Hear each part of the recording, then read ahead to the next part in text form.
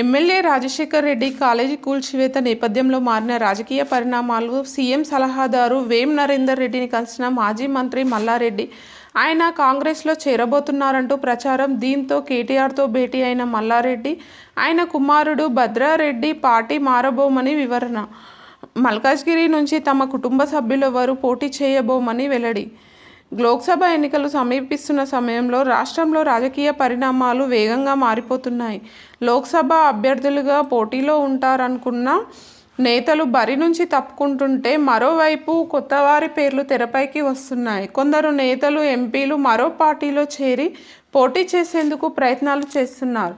ఇప్పటికే పెద్దపల్లి ఎంపీ వెంకటేష్ నేత కాంగ్రెస్లో, నాగర్ కర్నూల్, జైరాబాద్ ఎంపీలు పి రాములు, బీబీ పాటిల్ బీజేపీలో చేరారు.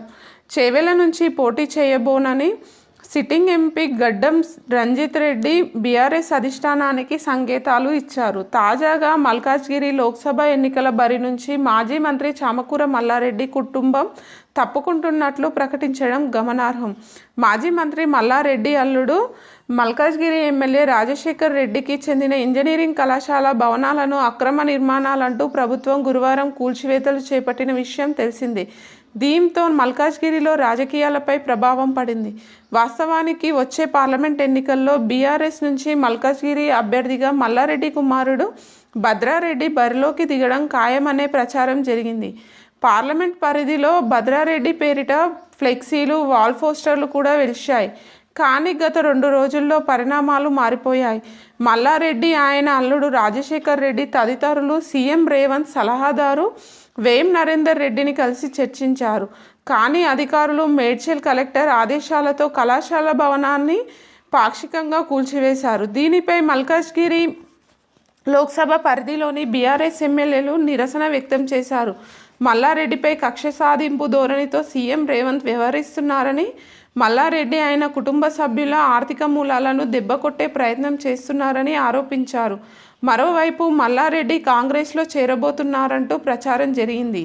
ఈ క్రమంలో మల్లారెడ్డి ఆయన కుమారుడు భద్రారెడ్డి శుక్రవారం హైదరాబాద్లోని కేసీఆర్ నివాసంలో బీఆర్ఎస్ వర్కింగ్ ప్రెసిడెంట్ కేటీఆర్ను కలిశారు. గురువారం రేవంత్ సలహాదారు వేం నరేందర్ రెడ్డిని కలవడంపై, పార్టీ మారుతున్నట్టు జరిగిన ప్రచారంపై కేటీఆర్కు వివరణ ఇచ్చారు. తాను పార్టీ మారడం లేదని తెలిపారు.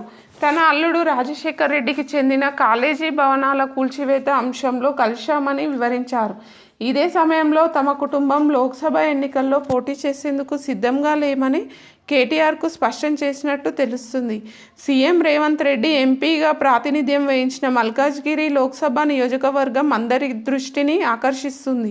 వచ్చే లోక్సభ ఎన్నికల్లో ఈ నియోజకవర్గం నుంచి పోటీ కోసం 3 ప్రధాన పార్టీల నుంచి అభ్యర్థులు సిద్ధమయ్యారు.